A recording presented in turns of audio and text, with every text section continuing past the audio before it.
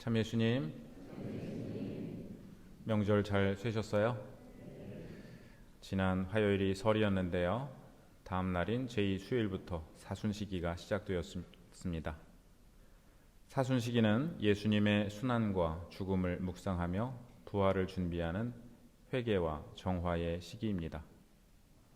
사순의 순자는 열흘을 뜻하는 말로서 40일과 그 사이 6번의 주일이 합쳐져서 사순시기가 되는데요.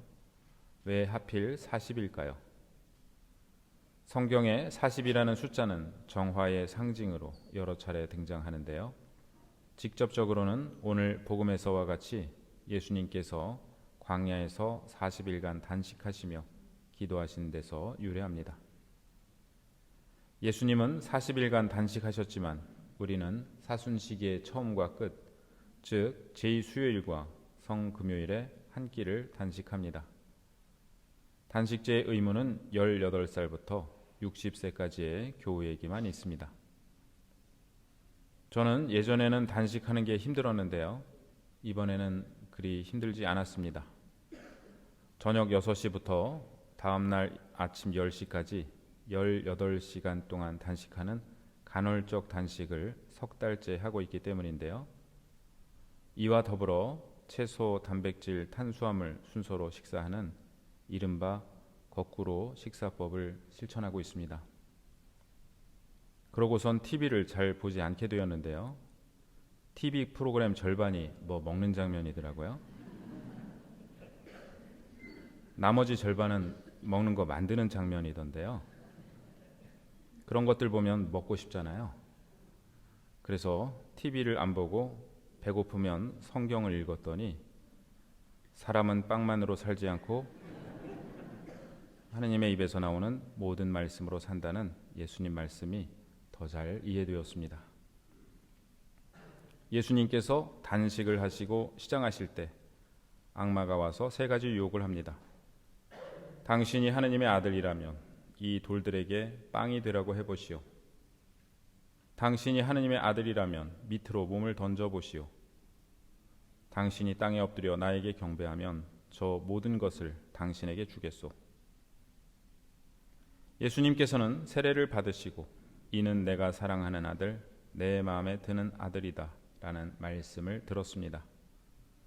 악마는 이제 아버지와 아들의 관계를 이간질하기 위해 당신이 하느님의 아들이라면 이라는 조건을 답니다. 이 유혹은 예수님께서 돌아가실 때까지 반복될 텐데요. 십자가 위에 계신 예수님께 군중들은 내가 하느님의 아들이라면 십자가에서 내려와 보아라 라고 외칠 것입니다. 또한 순환을 예고하실 때 수제자인 베드로가 펄쩍 뛰며 결코 그런 일이 있어서는 안 된다고 말릴 것입니다. 예수님께서는 유혹자가 제자 안에 들어와 있음을 알아채시고 사탄아 물러가라. 너는 하느님의 일은 생각하지 않고 사람의 일만 생각하는구나 라고 호통치시며 또다시 유혹을 물리치실 것입니다. 이처럼 오늘 복음에서 악마가 한 유혹은 모양을 바꾸어 계속 예수님을 찾아올 것이고 우리에게도 그러할 것입니다. 그렇다면 이 3가지 유혹의 의미는 무엇일까요? 이스라엘 백성들은 이집트를 탈출한 뒤 40년의 광야 생활을 통해 정화의 과정을 거치지만 갖가지 유혹을 물리치지 못하고 굴복하여 넘어집니다. 악마가 한 3가지 유혹은 이스라엘 백성이 광야에서 겪었던 유혹을 압축한 것입니다. 우선 그들은 광야에서 먹을 것이 없다고 투덜댔고 하느님께서 주신 만나도 지겹다고 불평했습니다. 돌더러 빵이 되게 해보라는 유혹은 마귀가 같은 유혹을 예수님께도 던진 것입니다. 또한 그들은 광야에서 하느님께서 우리 가운데 계시는가 계시지 않는가 라고 말하며 하느님을 시험했습니다. 밑으로 몸을 던져보라는 유혹은 이것을 의미합니다. 그들은 또 십계명을 받으러 시나이 산으로 올라간 모세를 기다리지 못하고 금송아지를 만들어 절했습니다. 예수님더러 나에게 절하라고 유혹한 악마는 이 일을 반복하게 하려 한 것입니다. 신명기에서 모세는 약속의 땅에 들어가기 전에 이스라엘 백성에게 광야 생활 40년을 정리하면서 앞으로 살아가야 할 지침들을 줍니다. 예수님께서 유혹을 물리치면서 하신 세 가지 말씀은 모두 신명기 6장에서 8장 사이에 나오는 말씀으로서 이는 이스라엘 백성이 40년간 겪은 유혹을 예수님께서 40일 동안 겪으셨을 뿐 아니라 그 유혹을 하느님 말씀으로 물리치셨음을 의미합니다. 예수님께서는 이제 새로운 하느님 백성을 이끌고 새로운 출애굽, 새로운 파스카를 시작하실 것이고 하느님께 대한 완전한 헌신으로 그 일을 완수하실 것입니다. 이는 제1독서에서 인류의 조상들이 유혹에 굴복하여 하느님을 거역한 것과 대비됩니다. 하와가 유혹의 소리에 귀 기울이자 그 나무 열매는 먹음직하고 소담스러워 보였습니다. 하느님께서 세상을 창조하시고 보시니 참 좋으셨는데 이제 그 하느님의 특권을 자신들이 빼앗고 있습니다. 복음의 주제가 하느님께 대한 순종이라면 제1독서의 주제는 하느님께 대한 거역입니다. 이 둘을 연결하는 것이 제2독서입니다.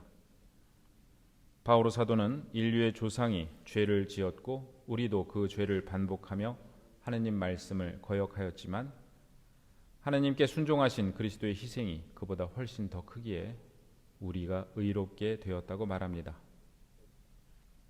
우리는 그리스도로 말미암아 하느님의 아들, 딸이 되었습니다. 그러나 아들, 딸로 살아가야 하는 우리의 소명을 회방하는 유혹들이 여전히 우리 주위에 있습니다. 가장 대표적인 것은 세속적 가치관과 물질주의입니다. 더 많이 가지기 위해 이웃을 사랑의 대상이 아니라 경쟁과 질투의 대상으로 바라보기도 합니다. 때론 내가 베푼 선행과 도움을 아까워하기도 하고 남들보다 더 갖지 못하면 불안해하기도 합니다. 이러한 유혹을 거슬러 우리는 주님의 말씀을 되뇌야 합니다. 사람은 빵만으로 살지 않고 하느님의 입에서 나오는 모든 말씀으로 산다. 두 번째로는 하느님을 믿지 못하고 시험하려는 유혹입니다. 때로는 내가 왜 이러한 시련을 겪어야 하나? 하느님께서 나의 고난을 알고 계신가? 계시기는 한 것인가? 하고 의문을 가지기도 합니다. 우리는 이러한 생각에 빠져 있지 말고 지금 내가 이런 생각을 하고 있구나 하고 자신이 그런 생각을 하고 있음을 의식해야 합니다. 불안한 마음이 나를 지배하고 있다면 그 감정에 빠져 있지 말고 내가 불안한 감정을 느끼고 있구나 라고 의식하면서 즉시 주님, 제게 이러한 마음이 듭니다 라고 기도를 드리는 것이 좋습니다. 미국의 뇌과학자 질 볼트 테일러라는 분은 37살 때 겪은 뇌졸중의 경험을 바탕으로 뇌 기능을 심층적으로 연구했습니다. 테일러는 어떤 감정이 일어나서 화학적으로 분해되어 사라지는 데 걸리는 시간을 연구했는데요. 그 시간이 얼마일까요? 90초라고 합니다. 가령 화가 났는데 90초가 지나도 여전히 화가 나 있다면 그것은 생물학적 현상이 아니라 심리적 선택이라는 것입니다. 우리가 그 일을 머릿속으로 계속 되뇌거나 어떻게 나한테 그럴 수 있지? 라는 생각을 덧붙이면 뇌는 새로운 자극으로 인식해 화학 물질을 다시 분출한다는 것입니다. 테일러는 다음과 같이 조언합니다. 화가 났을 때 시계를 보며 90초 동안 그 감정이 내 몸을 파도처럼 훑고 지나가는 것을 지켜보라는 것입니다. 가령 심장이 빨리 뛰네 하고 객관적으로 관찰하는 것입니다. 그리고 90초가 지나면 이 감정을 지속할지 다른 생각으로 전환할지 스스로 결정하라고 합니다. 우리의 모든 상황과 감정이 이처럼 단순화되기는 어려울 수도 있을 것입니다. 그러나 나의 주인은 분노나 불안, 죄책감이나 후회 같은 감정이 아니라 하느님이십니다. 이러한 감정이 나를 지배하려 든다면 주 너의 하느님을 시험하지 마라 라는 말씀을 되뇌는 것이 좋을 것입니다. 셋째로는 하느님 외에 다른 것을 섬기게 하려는 우상 숭배의 유혹입니다. 가장 교묘하고도 강력한 우상은 바로 자기 자신입니다. 남에게 인정받기 위해 자신의 업적을 부풀리고 과장하며 하느님의 영광보다 내가 드러나는 것을 우선시하는 태도가 바로 오늘날의 우상 숭배입니다. 아담과 하와가 선악과를 먹고 하느님처럼 되려 한 것도 바로 이 유혹에 빠져서였습니다. 우리는 이러한 유혹을 주 너의 하느님께 경배하고 그분만을 섬겨라는 말씀으로 물리쳐야겠습니다. 사순시기를 시작한 우리를 주님 말씀께서 차지하시기를 기도드립니다. 사람은 빵만으로 살지 않고 하느님 입에서 나오는 모든 말씀으로 산다.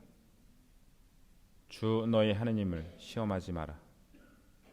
주 너의 하느님께 경배하고 그분만을 섬겨라.